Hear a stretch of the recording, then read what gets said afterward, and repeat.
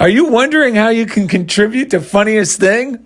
Don't flip out. Go to patreon.com/funniest thing. Whoa! Oh! Landed that. That would have been crazy. Welcome to The Funniest Thing, Yes. where each week we share stories about how stepping out boldly always leads to better than expected outcomes. Thank goodness it does. I'm producer Indy, And I'm Ed. and welcome. Oh, and we're broadcasting live from Beautiful downtown Van Nuys. What do you got on the board today, man? You're getting. I love what you're writing, though. I think we're getting better and better. You're capturing the spirit of the show here. Oh yeah, Funniest Thing with faith and optimism. Funniest thing with faith and optimism. That's right. You may have noticed that there is no Darrell today. Darrell is under the weather. It is me, Ed, and Indy filling some holes for us here, filling some roles. But we do have an amazing show that I did not want to miss out on because today's show is called Out of the Bleachers and Into the Arena with Reverend Richard Maraj. What is courage? It is simply the discipline to remain hopeful. We always have a choice to either trust in the overwhelming grace of God working on our behalf or give our faith over to doubt, worry, and scheme. On its face value, the biblical saying, faith without works is dead, can be taken quite literally. In order to get a demonstration, it will take a combination of trust in God along with outer physical effort. However, there is a more powerful interpretation and application. It is the realization that the works means practicing the discipline of right thought. On this episode, Darrell and Ed encourage listeners to cooperate with God's grace and bring about greater good through the noble and lovely use of our creative imagination and words for good. And during the second segment, Unity Minister and brave heart Richard Maraj inspires us to live courageously with today's reading, which is Life is an Inside Job. And I love this idea, and Darrell wrote this description. Thank you, Darrell. His spirit is with us. So he said, I like where he says, what is courage? It is simply the discipline to remain hopeful. And the good news is this is based on the principle that God is ever increasing good, that the God never changes. The reality of God does not change. Sometimes I've been practicing this quite vigilantly. And remember, vigilantly means just to stay awake, because it comes like a vigil. That's why they call it a vigil. You stay up late, if you went to church. I used to go to the Easter vigil or something. So, because vigilant used to scare me. I thought it was like a very rigid word, and I thought I had to use a lot of willpower. But really, it just means stay awake. So, in this case, I've been staying awake to what am I imagining? Because this show has a lot to do with the use of our imagination and how powerful that is. And Charles Fillmore called that one of the 12 powers. And it's just becoming very practical to me what my imagination really is. I'll be honest with you, when I was younger, I used to think I did not have an imagination. It used to scare me. I used to stay up at night thinking I did not. It's so crazy. But there's a saying like fish can't see the water or whatever. When you're in it, you can't see it. You're so. But I'm thinking of someday making a children's story about a kid who uses his imagination. So he's got such a strong imagination that he believes he doesn't have an imagination. And that's how the story all kind of shows me, because what I used to think was real. And suddenly I feel like I'm just a beginner at new thought again, because what I used to think was real, I'm now realizing so much of it is my imagination. It dawned on me one day, if I'm imagining, if I've in my mind, someone's judging me, right? Whether it's Darrell or Indy or someone at my work, and they're not in the room, that's me judging myself, but imagining you almost like a sock puppet, putting someone else and judging myself through it. And that kind of awareness, which seems quite obvious, but a lot of what New Thought and these principles is actually about learning to see the obvious, because our mind will take us out of the obvious, which is we are divinely supported, loved, amazing, beings. I called Silent Unity on the way over here and I was thinking, what do I want to affirm? And in the past, I might have affirmed, because I was a little nervous about doing the show on my own. What's Darrell going to think, this or that? I mean, these are like, my mind was starting to generate nightmares and projecting them onto the people around me. So in the past, I might have wanted to undo that by saying, I want to affirm peace of mind and divine order between Darrell and I. But a lot of times when I come from that fear, I'm kind of almost reinforcing that the fear is real in the first place. Because that's almost like trying to undo what I don't want. Instead, when I called Silent Unity today, I said, I want to affirm an amazing show. This is my first time doing it on my own. I have a great guest. And the difference, you could hear it coming through the person who was praying for me. This woman was so enthusiastic and cheering me on, and she gave me the affirmation, I am successful. She said, claim that for yourself. I am successful. And all the work that I've been doing lately is to spend more time in the silence imagining my good. And so while I was driving down the freeway, I started claiming, I'm the most successful man on this freeway. And for a moment, I thought, is that egoic, right? But it didn't feel like I was comparing myself to anyone else. That was the interesting thing. So I thought about it more, and I realized every one of us should be or could be, in a healthy way, the most successful person in our lives, because we have one job, and that is to be who we are. So I don't like the word should because it's rooted in the word scold, but ideally, I am the most successful person in my life because there's only one person who has the job to be me, and that's me. So I want to be the most successful person at that in the room, because otherwise, in the past, I mimic other people. I noticed this lately that I've had a lot of discomfort with feeling joyful when other people around me don't seem to be.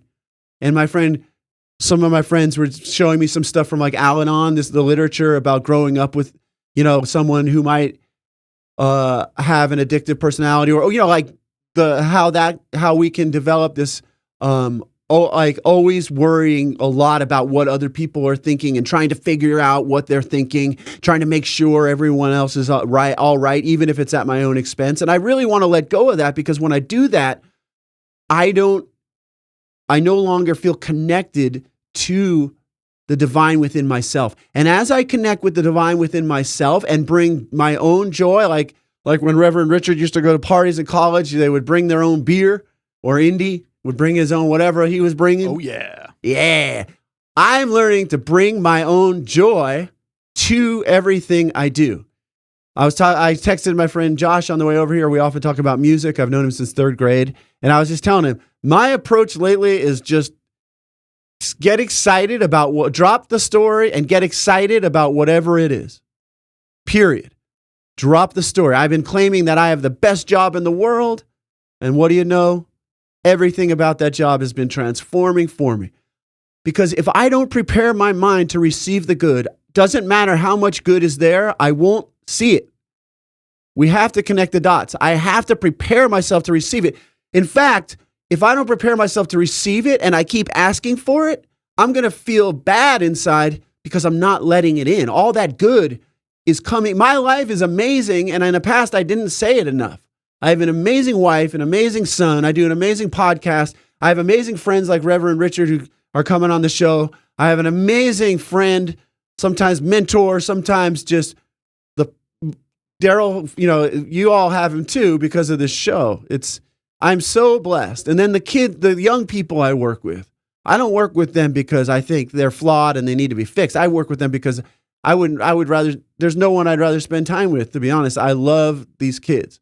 So, all right, on with the show. I want to also thank the Patreon people. It's basically been me recently doing these Patreon Zooms. So if you're listening to them afterwards, I appreciate you. If you're coming to the Zooms, which are on Tuesdays at 4 p.m. Pacific time, I appreciate you. It's like going to a chiropractor for my mind, my spirit every week. So I appreciate the time. We had Grace from the UK this week. We had Rhonda. I always forget where Rhonda's from. But anyway, we had a great talk. It's up there on the Patreon. And I want to thank you for contributing and allowing us to be in this studio every week. If you want to send us anything, send it to P.O. Box 1312, Culver City, California, 90232. I got a great card. We got a great card this week from Janet Prince, who's been on the show. She's a prayer minister from Unity of Kanawha Valley, West Virginia. It says, Dear Darrell, Ed, and Indy, I was standing in line at our local coffee house and spotted these stickers. They reminded me of your episode with Terry McBride. I love your show. Keep up the good work, Janet Prince. And the stickers. So Terry McBride, if you haven't seen or heard the episode, by the way, you can listen to this anywhere you listen to podcasts, Spotify, Apple Podcasts, anywhere else, Google Podcasts, or you can hop on YouTube if you want to see what we're doing. We get an amazing, high-quality episode from Chobo Studios. Thank you, Indy. So Terry McBride has a book called The Hell I Can't, excuse me. And Janet Prince was in a coffee shop. She saw these stickers, which is like a cool rat face saying, the hell I won't. So she thought about us and she thought about Terry. And so thank you, Janet Prince. Those are great. There's one for Indy and Darrell and I. I'll make sure Darrell gets his and Indy gets his. Yeah, they're amazing, right? I love that stuff. Reminds me of something I would have had on my skateboard when I was like 12, you know? Yeah. Yeah. We also got an amazing contribution and a card from Lois Conklin. It's up in Central California somewhere, I believe. And so thank you. We received that. And it says, Happy New Year, Darrell and Ed. My white stone word for 2024 is joy. Be joy, spread joy, give joy, bring joy, send joy, make joy. Love to you both, Lois Conklin. Well, we definitely love you and we feel your love. I'm sure everyone else who's listening and watching does as well. She contributed to Chobo recently too, so thank you. Thank you, Lois. Amazing. So generous. By the way, I want to thank Jeff Comfort, who's out there in Kansas City, Kansas. He uploads the audio for us and adds sound effects if you're listening through a podcast app. He's been with us from the very beginning of the show. And each week, he takes us right into the comfort zone. Yeah. Okay, time for a few readings. By the way, if you want to call Silent Unity, 800-669-7729. We all need a little jumpstart in our affirmative thinking sometimes. Sometimes when we've been thinking thoughts for a really long time, it is a blessing to hear someone else who's not under the influence of that hypnotic state, because it really is a hypnotic state. We all know we have these mornings where we have this amazing morning routine. We do our meditation, our prayer, and our reading, and then we get out the door, and all of a sudden this hypnotic state takes over, and we're like, whoa, where'd that joy go? For one, know that it's still there, and it's normal to have these kind of mental speed bumps in our day. That's fine. The fact that you do your morning routine gives you a huge leg up on really yourself. It's getting better whether I realize it or not. It's always getting better whether I realize it or not in the moment. That's number one. And number two, Just like the Beatles song. what's the Beatles It's song? always getting better. Oh yeah, it's getting better all the time. Better. Yes. But having someone pray for you and with you and listening to Reverend Maraj's talks, Unity of Phoenix, right, Reverend Maraj? Yes. Yeah, go to Unity of Phoenix. You can find them on they have a lot of great content on YouTube. So anywhere, I've said this before, I thought there was a time in my life where I thought it would be extreme to only listen to uplifting things. How can I do that? I got to pay attention to the news or what, la, la, la, la. I only listen to uplifting things more and more lately. If it's not uplifting, including the people I'm talking to, I do my best to scurry right on out of that conversation or whatever I'm listening to. But listen to the funniest thing.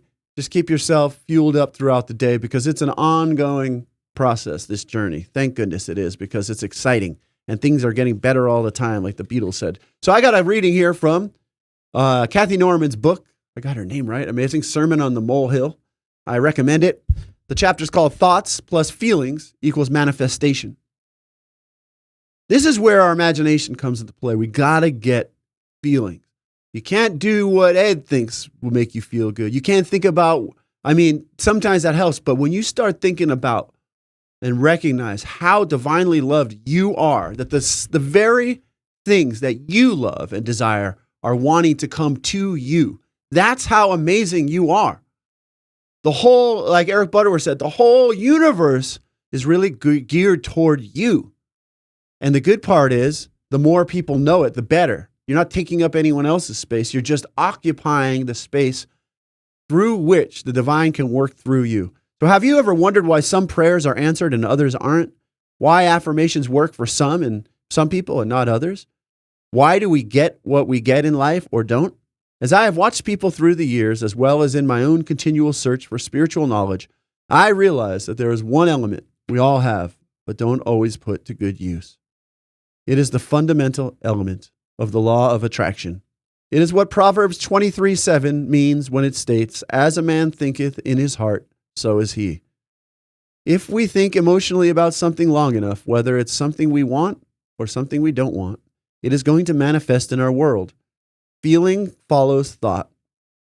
And we create by feeling. You see, a thought infused with feeling is energy, which in turn creates a vibrational frequency that the universe responds to. For years, Unity has put it this way: thoughts plus feelings equals manifestation. Simple, yes, but not exactly easy. And part of that is I've been really paying attention to this idea that if the thought doesn't feel good, that means it is not reflecting who I really am. I was going to go do the Patreon Zoom on Tuesday from a certain location. I started thinking about it. I had a cool vision. I thought it would be a great idea, but then I started walking in. Someone texted me something and it threw me off. I started thinking, maybe I don't want to do it over here. And part of me was going, but I thought about it earlier and I thought it was going to be, and I said, but right now it doesn't feel good. So let me go sit in my car. I sat in my car, I meditated. Oh, and by the way, on the way there, I was eating my leftovers from Rutt's Hut, which is this Hawaiian place in Culver City. And I wanted to eat my leftovers, but I did not have a fork. Oh my God. So I'm driving and suddenly I'm dangerously searching my car for a fork. And I'm getting frustrated. I go, dude, look at the way you feel. There's going to be a fork. Let it go. Let God give you the fork. You are worth the fork and you are worth driving safely. I pull into the parking lot. That was what happened first. I pulled into the parking lot. I started to walk in to do the show and I thought, this isn't the right place. I went back to my car, meditated. Then there was some reason I went back into the post office. I think either to check the P.O. box or maybe to send my dad a cookie that I had bought for him when I was with Indy last week over at, or you weren't with us last week, but at Pinocchio's. But here's the thing. I followed my guidance. I sat in my car. I let the bad feeling pass. I got this new inspired feeling to go home and do the show, which I did, which was amazing. But here's the thing. On my way out of the post office, I looked down on the ground as a plastic fork in a wrapped in plastic, completely sealed plastic, a perfectly new fork that I could eat my thing with, my leftovers with. Now it's just a fork, but the fact that I had affirmed that God would give me that fork and ended up finding it lit me up with joy and just put me into this flow of life. And then from there, everything just kind of lined up for me. So Emmett Fox says, Darrell picked out this reading, the law of subconscious activity. As soon as the subconscious mind accepts any idea, it immediately begins trying to put it into effect. It uses all its resources, and these are far greater than is commonly supposed to that end. It uses every bit of knowledge you have ever collected, most of which you have totally forgotten, to bring about its purpose. It mobilizes the many mental powers you possess, most of which you never consciously use. It draws on the unlimited energy of the race mind. It lines up all the laws of nature as they operate both inside and outside of you to get its way, to deliver your fork. Sometimes it succeeds in its purpose immediately. Sometimes it takes a little time. Sometimes it takes a long time. But if the thing is not utterly impossible, the subconscious will bring it about once it accepts the idea. Darrell talks about that a lot. Once your subconscious mind accepts the idea, it's game on. This law is true for both good and bad ideas. This law, when used negatively, brings sickness, trouble, and failure, and when used positively, brings healing, freedom, and success. We give the orders, the subconscious mind does the work. His secret is with the righteous, Proverbs 3:32. Okay, I had one other reading, but I want to get Richard in here first, but I got to get our breaths. We got to do our breaths. Indy, you want to come on in here and have a seat? We'll do the breaths, and then we will bring Reverend Richard in here. So actually, Michael Schoonover from Unity Way, San Diego, right? Unity Way Church Vista. Unity Way Church of Vista. Another great online talk you can find on YouTube. He sent me this song the other day. Nice. And So these are little affirmation because it doesn't matter. This is what I really suggest. I mean, even if it's 5 minutes a day, take time to imagine what you want. And the less like urgent, even the better. If it's a chocolate cupcake, if it's a donut, if it's, you can tell me where my mind is right now. If it's like meeting someone, if it's going somewhere, if it's finding a book, especially if it doesn't have a lot of weight on it, just play around with it, because when the little things start happening, it will convince your mind that it works. And then the bigger things will come quite easy, because there's no big or little in God. It's just, what are we willing to believe? What are we able to believe? Right. Because one way or another, God is going to get you. So let's take a deep breath. Boy, is he. Yes. One way or another, God's going to get you. You have to go that high. All right. One way or another, God's gonna get you. All right, ready? One way or another, God's gonna get you. Boy, you got me on that one. All right, thank you, sir. Love you guys. Love you too, man. All right. Let me just make sure. Yes. I think we are ready. Strap on your helmet, take your protein pills, because we have an amazing Unity minister from the Unity of Phoenix. Name is Reverend Richard Maraj. We first found him through one of the movies, either What is New Thought or New Thought, New You, or maybe both. I can't remember, but he was a huge part. When we first met him, we felt like we were meeting, a rock star that we looked up to, or some celebrity. And because he is someone that we celebrate and is worthy of celebrating, and someone who celebrates life all the time. The name is Reverend Richard Maraj from the Unity of Phoenix. How are you, sir? I'm doing great, Ed. Nice to be with you again. Lots of prayers and love to Darrell, but Happy New Year to both. How many years has this show been on now? Started in 2013, so I think we had a little hiatus, but basically it started almost 11 years ago. So. Well, it's a show that makes a lot of difference in people's lives, and it's a joy to be on, and a joy to know that you are on and available to people, because you guys really bring a powerful and uplifting message, and do it in such an entertaining way. I love that, especially. Hey, thank you. You know, that's funny, because I think it was Napoleon Hill who had this book where he projected what the future of spirituality and all this stuff would be like. And he said, it's going to have to be entertaining. It's going to, presented in a way with joy.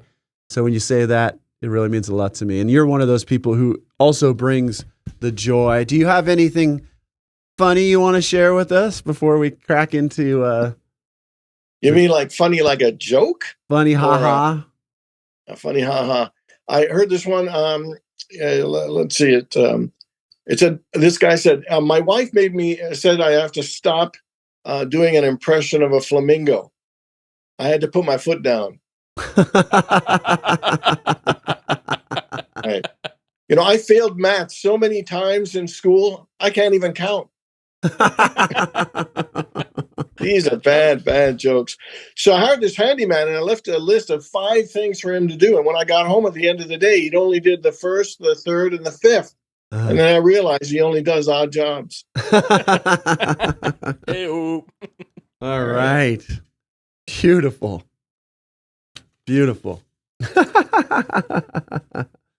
So, did you have any more, or shall we move on with the show? I'm thinking moving on will be the best thing for everyone. Yeah, that's your opportunity right there. Yeah, okay. So, you've been listening to the stuff I had to share. I know you saw we sent you a reading and you saw the description. Do you have any thoughts you want to share right off the bat since you've been listening?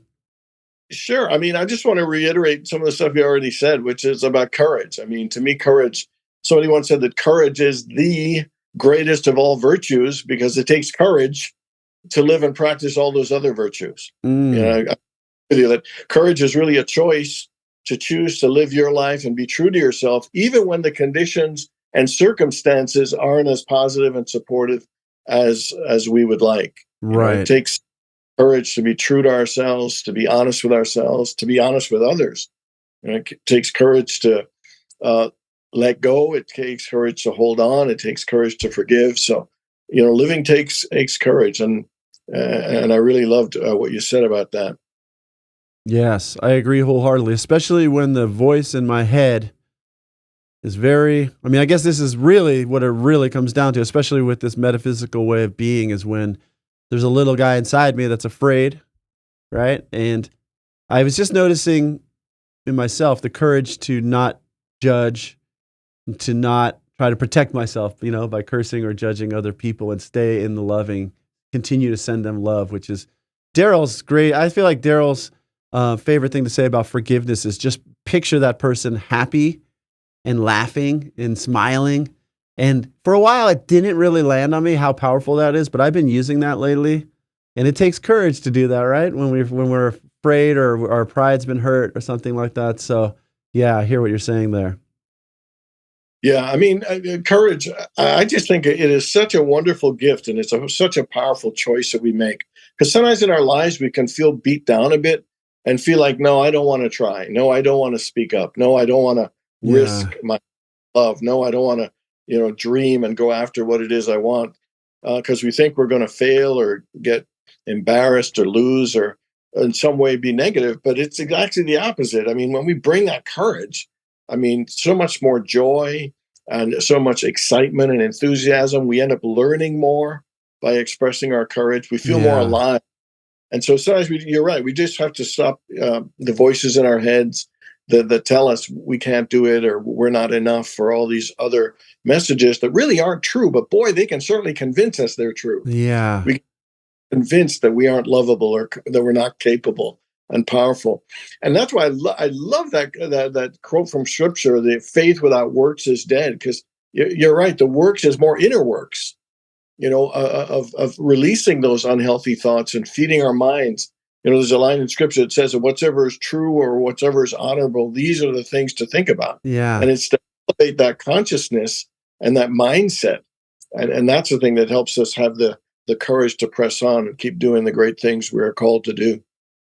That is so true. I talked about how I'm catching myself now. I think there's a lot of us who are in service who are very empathetic, and that's what makes us good. Carl Rogers, the great psychologist, said the number one thing that makes someone that gives someone an aptitude for working with other people, whether it's as a psychologist or a teacher, is empathy. And empathy, he defined as the ability to feel what someone else is feeling and see what someone else is seeing, all the way up to the point where we still realize it's not happening to us. But what happens for an empath, for anyone who's sensitive, if we get tired, we start to go past that line and it starts to feel like it's happening to us, And so I can turn into go from loving everyone to all of a sudden I don't want anyone around me. I start to feel super judgmental towards people. But what I notice is when that happens, it always leads to some sort of physical ailment or something. Something will break me down in some way, right? And the key is to start catching it and believing that our imagination and our mind and the way we're feeling and thinking actually affects. That's the precursor to the effects, right? That's the cause. So this last night, I was feeling that judgmental, and I go, okay, I'm catching myself. I'm not going to be fooled by this, because sometimes it feels good. I've done all this and I'm going to leave. But I call myself and I go, but I don't want to reap those. I don't want to reap what I would sow if I do that. I want to, what's the name of that minister we watched on YouTube you sent me? Dr. Darius Daniels on YouTube. Dr. Darius Daniels. Great pastor, yeah. Yeah, he talked about plowing the fields and how important it is to plow the fields. And I feel like when we're doing our inner work, sometimes we're planting seeds, but before we can even plant the seed, we got to plow the field. And he was talking about how God sees the field as full of trees and fruit and vegetables while it's still just dirt. And God sees us in our full potential, and that God is within us. And so I've been playing a game with myself.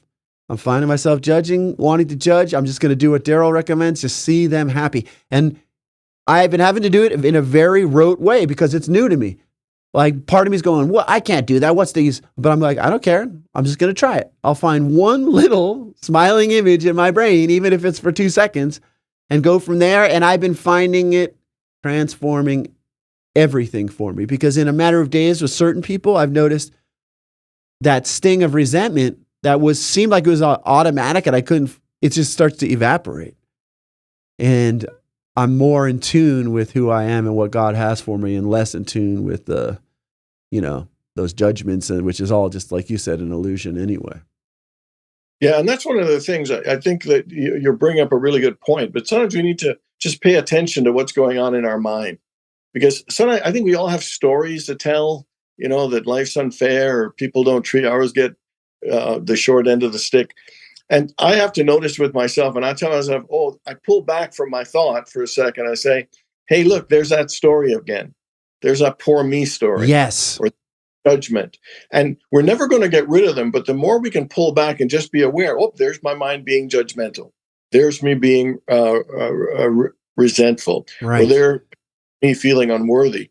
And just being aware of that actually liberates ourselves from it. And then we can allow the greater truths of our of how incredible we are. Yeah, because those stories are just ongoing. They're just our humanness, and it's how do you walk through that valley, but still, walk to the horizon. Right. Still bring in the greater truths. Just like you're saying, you got to plow it. You got to weed it. You see the forest. You see all of the growth. But you got to keep doing the plowing now to let that growth come forth. And I think just being aware of our judgments and being aware of our negative thoughts, and of lack or worthiness or whatever form it comes in, it's a human lower self story that is always in the background. We just got to bring the truth to the foreground. Right. That's so true. That's so true. And it's and that works. Go ahead. Courage. And that work takes daily courage. To keep the mind as fresh and as open and as clear as possible. Yeah. Henry David Thoreau said, like, when we get so overwhelmed with those types of things, it leads us to a place of quiet desperation of thinking, my life's never going to get better. Things are never going to, my relationship, my finances, my health. And then that's not the truth. And it is, but we buy into it sometimes, and so we got to keep this work. And forgiveness is a part of it. Being aware of those thoughts and lifting ourselves. I'm a huge believer in the power of meditation and just sitting in the silence. Mm-hmm. And I'm centered in spirit. The things that are not good and not of God just fall away, and I just feel a greater sense of peace, and I feel an ease and a lightness, and then the natural thoughts of love and joy and possibility and abundance just begin to flow. We don't have to do anything about it. Once let go and just allow spirit to release those things, just that nature of good within us just begins to flow. I heard about a study, and they asked the question, which is better for you? Add more positive thoughts to your life or eliminate negative thoughts? Which one has a stronger impact on your health and your wholeness and your happiness? And it said resoundingly, reducing the amount of negativity will automatically lift your life to a higher level. And not that there's anything wrong with being more positive. Of course, that's true. But one of the ways is to reduce those underlying negative thoughts that sometimes undermine and sabotage our happiness. Reduce those, just your natural truth of wholeness, spiritual power just rises to the top. Yeah. Yeah, I love that. And I was speaking about that earlier this week with a group because my process is first still my mind, that my vibration starts to rise. And I was thinking that we've talked about this at length on the show, this biblical verse about the man at the pool who's sitting on his mat and he's waiting for someone to carry him into this external body of water to be healed. And Jesus says, rise up, lift up your mat, and walk. And one of the things that speaks to me is rise up in consciousness through meditation. Pick up that old mat, which to me is an old state of mind I've been sitting on. waiting for someone else to carry me. And so the Christ is the living water within us that's been there all along. Rise up in consciousness, connect with that Christ.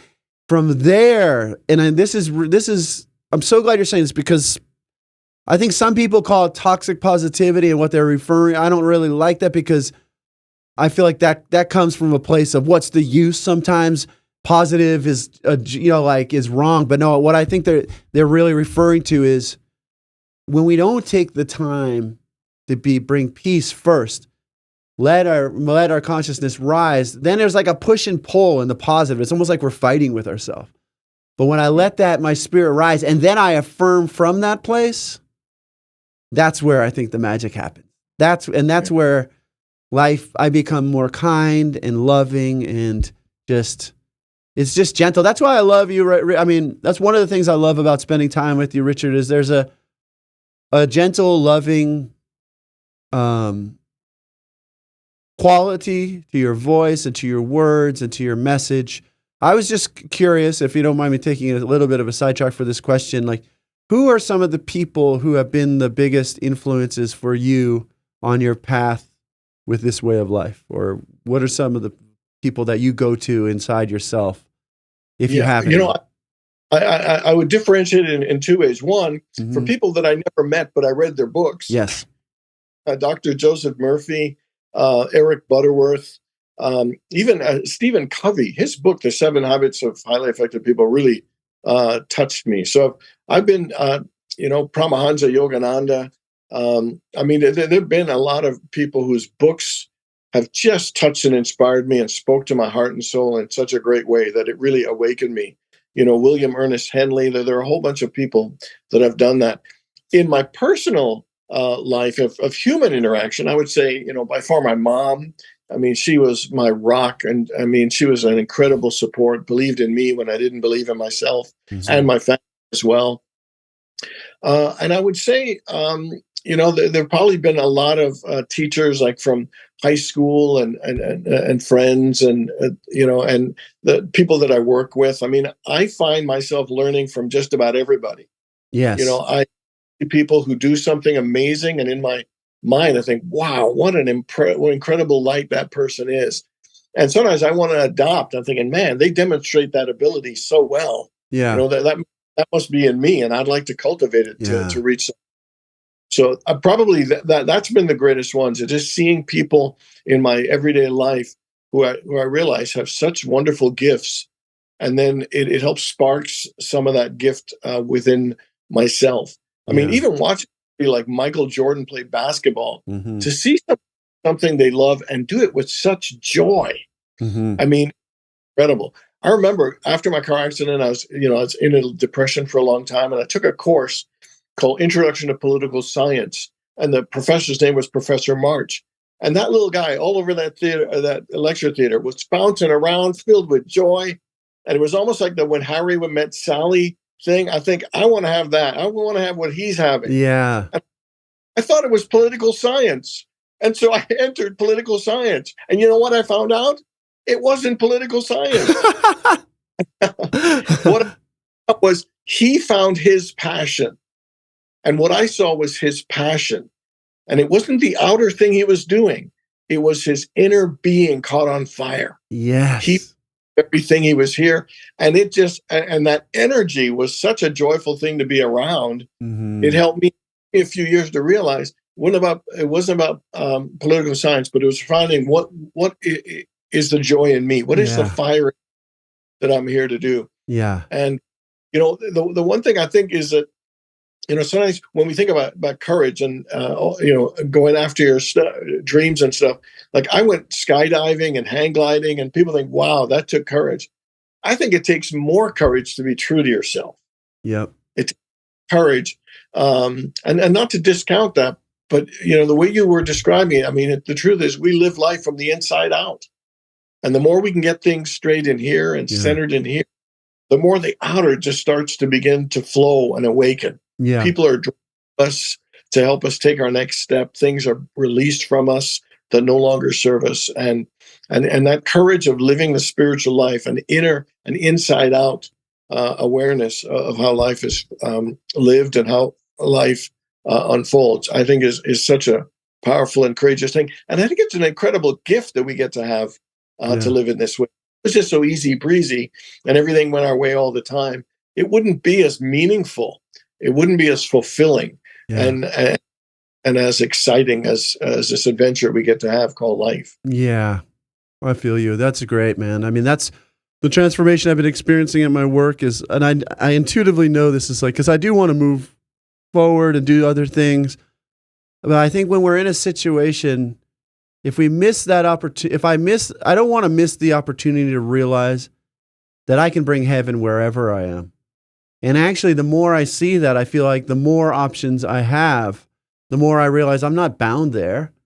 I'm there because I chose to come there, and there's something I'm doing there that I love, but I'm not bound there. That's one of the things I've been affirming lately, preparing my mind to receive is I have options. I have plenty of options, and I love choosing between them because my brain was telling a story that I didn't have options, and that was and so I wasn't seeing them. And that was making me feel bad, like I'm trapped. So whatever it is, Emmett Fox would call it mental equivalent, create the mental equivalent within. And it may seem like it's not as bold of a step. You're like, I should just quit or whatever. But I love Abraham Hicks' teachings. And one of the things they say is cultivate the feeling. And it's new thought. I mean, it's all these, create the feeling. Because I'm telling God, like, as soon as I see the option and I see what the thing is, I'll go. But create the feeling and all this work I'm doing, plowing the fields in my consciousness. While sometimes it's not as like sexy as going, I just told him to, but I know that I'm going to leave this a success and go from success to greater success. Not, I failed and I had to run away. It's going to be success. And I'm seeing and appreciating the success I wasn't appreciating before. And so that's me doing my part, right? So I appreciate that. Right. Hey, you just triggered a memory of a quote by Churchill. He said, courage is going from failure to failure without losing enthusiasm. But I said, it's also, your mindset could be going from success to success without losing enthusiasm. Right. While life doesn't always go perfect, it's like we can reprogram it, and like you say, prepare your mind to receive the abundance because if it's not prepared, no matter how much abundance is there, you can't really let it in and allow it. And so, right. Yeah. I bet, who did you say that was from? Churchill? Yeah, Churchill. I bet when Churchill was talking to Darrell and Ed and Reverend Richard, he said what I said. But he said he didn't want to go too positive for those Brits and like, who's this guy?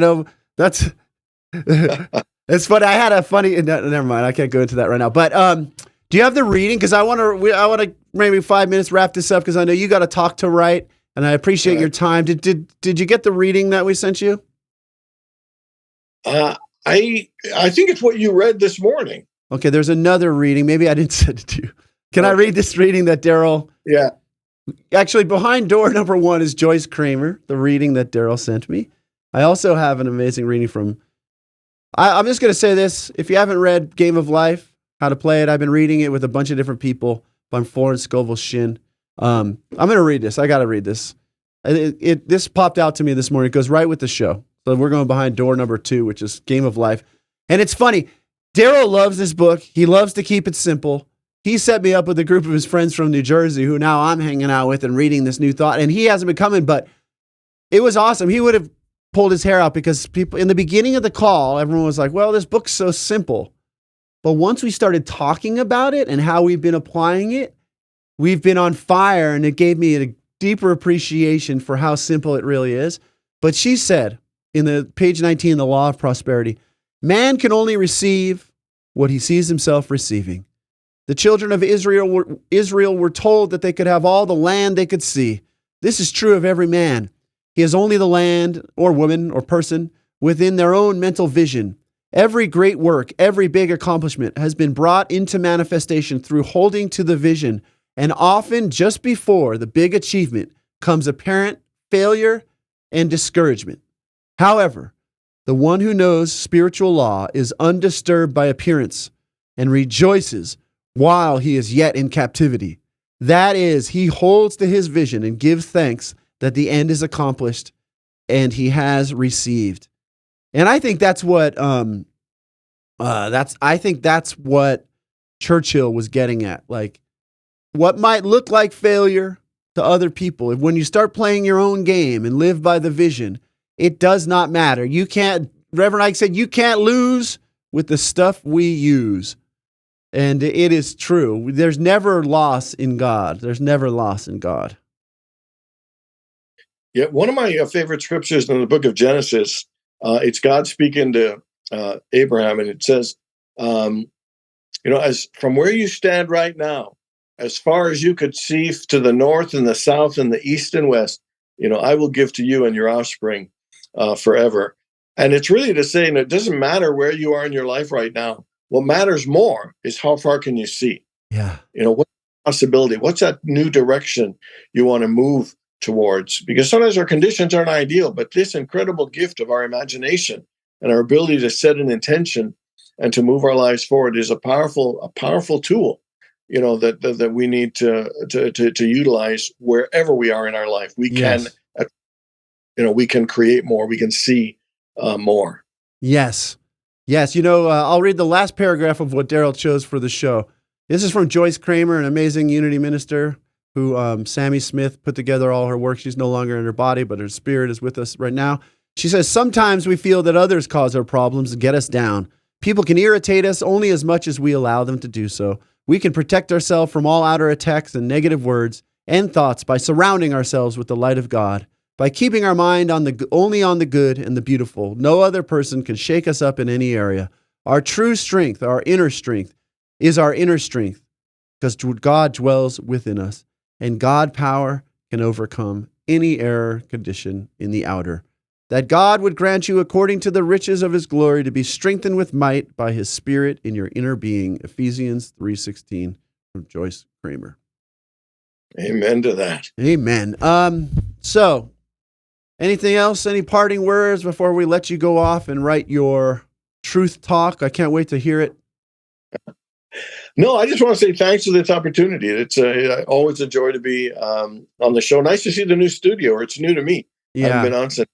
So, So lots to Darrell and to you as well. And I'll look forward to the next time I'm on the show. Tell people how they can find you online. Just a reminder. Sure. It's they can go online. Our website is unityphx.org, and you can get our lessons from every Sunday and Wednesday. They're posted there on the website, on YouTube. And if you're ever in Phoenix, come on by live 9 and 11 every Sunday, 7 p.m. on Wednesday. It's a joy to get to do this wonderful work of ministry. And I always say there's always enough and always room for more, because the more people speaking the truth, the more people reminding us of our spiritual greatness and our ability to be beams and lights of love and joy and possibility, I think the better the world is. So, making the world a better place, and so am I in the work we do, and so many others.